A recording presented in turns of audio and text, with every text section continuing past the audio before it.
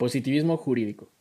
Veamos, el positivismo o positivismo jurídico pretende convertir el estudio del derecho en una ciencia exacta, o sea, asume para ello la estructura y metodología de las ciencias modernas.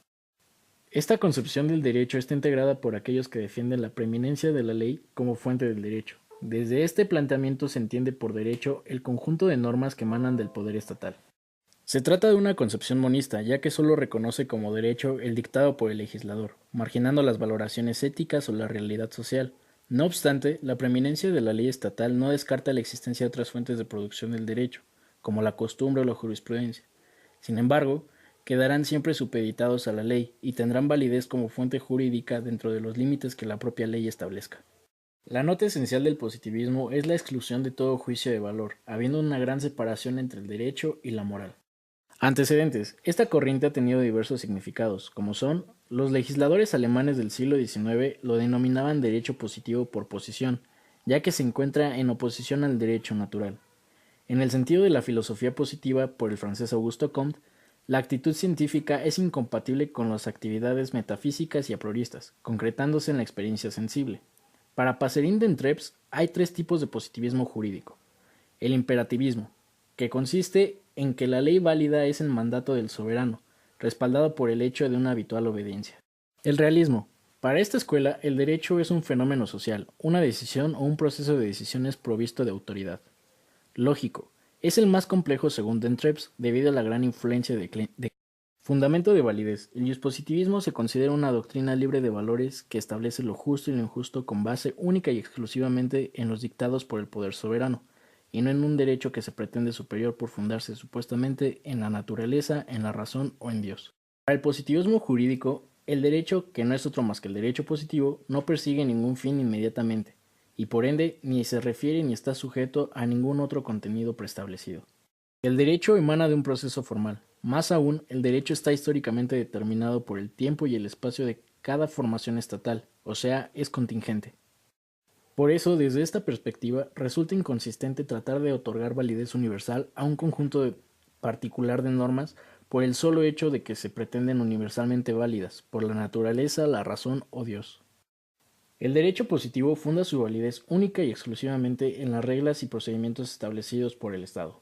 En pocas palabras, para el positivismo, detrás de la ley no hay nada más que la voluntad soberana. Por esta razón, se dice que otra de las características básicas del positivismo es el imperativismo. Para el positivismo jurídico, el derecho es el conjunto de normas con las que el soberano ordena o prohíbe determinados comportamientos a sus súbditos. Ello explicaría por qué todos los individuos acatan los dictados del derecho positivo. Saben que de no hacerlo, tendrían que enfrentarse a la pena o a la coacción que impone el Estado. No es el motivo de temor a un castigo divino ni a un reproche moral, lo que condiciona y obliga la conducta de los individuos. Es el temor al uso de la fuerza en su contra, lo que motiva a respetar la ley. Para muchos juristas, el positivismo tiene más ventajas explicativas que el naturalismo. Apelar a un orden natural y trascendente, como justificación última de su validez de las leyes civiles, es metafísicamente más difícil que reconocer la validez de las mismas únicamente por la fuente de su poder. Para los positivistas, el motivo por el cual los sujetos evitan cometer delitos no es el temor al supuesto castigo que podría infringirles la voluntad divina, la moral o la racional, sino el temor al castigo que podría ordenarles el Estado. El positivismo según Augusto Comte. El positivismo está clasificado en positivismo ideológico. El derecho es el derecho y hay que cumplirlo. El derecho debe ser obedecido. Formalismo. El derecho legislado es un sistema lógico y goza de la propiedad de plenitud hermética. Imperativismo. Norma válida que se identifica con un mandato del soberano respaldado por el derecho de una habitual obediencia. Positivismo metodológico. Tesis de que el derecho se encuentra conceptualmente separado de la moral. Puede ser identificado, definido y analizado sin hacer referencia a valores morales. Positivismo lógico de Hans Kelsen. Afirma la ciencia normativa. Aspira a librar a la ciencia jurídica de elementos extraños, de juicios que no sean normativos. El positivismo según Hans Kelsen. Hans Kelsen afirma que la ciencia jurídica, al ocuparse de lo mandado jurídicamente, es una ciencia normativa. la cual, al mantenerse dentro de los límites científicos, aspira a librar a la ciencia jurídica de elementos extraños, de juicios que no sean normativos.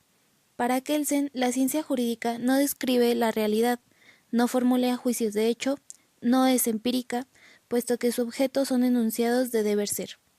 Kelsen dice que el Estado es el derecho, porque al fin y al cabo, el Estado es el máximo poder dentro de la sociedad y el derecho es el efectivamente obedecido como orden jurídico eficaz.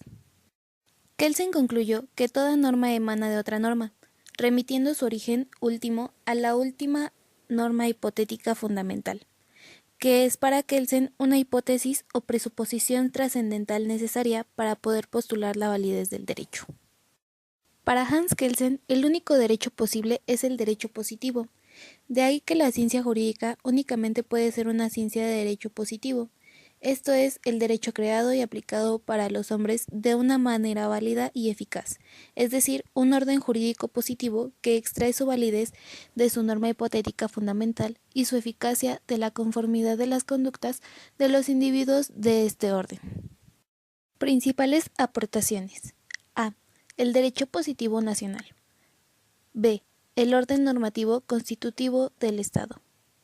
C. El derecho internacional. D. Las normas morales de cualquier tipo. E. El derecho natural.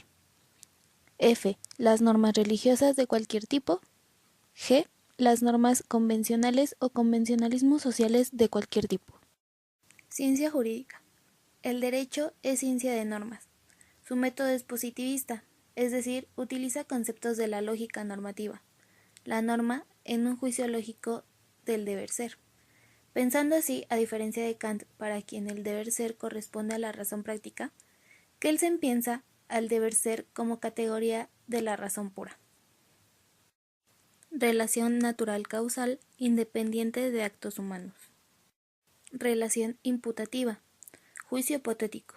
Antecedente es condicionante al consecuente, necesariamente establecida por los actos humanos. Así, la ciencia jurídica es A. Normativa. Describe normas y lo hace normativamente por juicios imputativos del deber ser.